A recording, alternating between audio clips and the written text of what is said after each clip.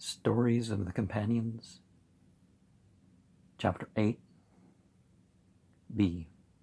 Abu Bakr radiallahu anhu burns his collections.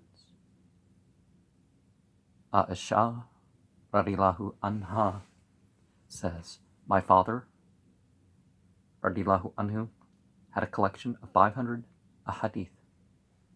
One night I saw that he was very restless. He was tossing about in the bed and could not sleep. I got worried over this and asked, are you suffering from any trouble or worried about anything? But he did not speak and remained restless throughout the night. The next morning he called to me and said, bring the collection of hadith that I gave you to keep. I brought the book and he set fire to it till it was burnt.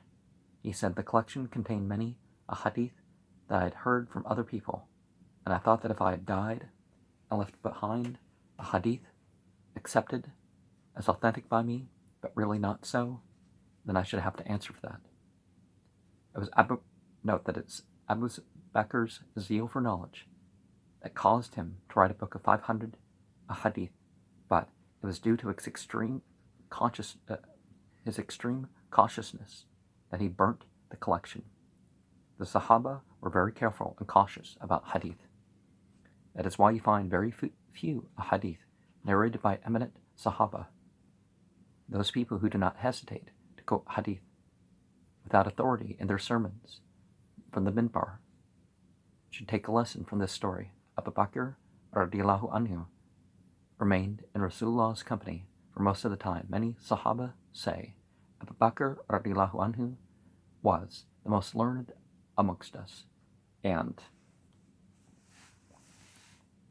a lot of them were illiterate, and the vast majority was passed on by word of mouth, not by writing. But there were hundreds of people writing narrations before the Big Ten that people are more familiar with.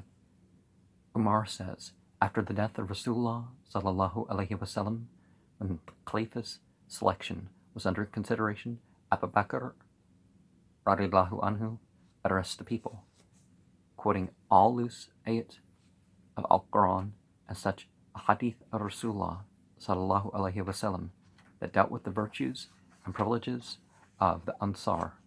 This shows how much knowledge of Al-Quran he had and how many ahadith he had memorized.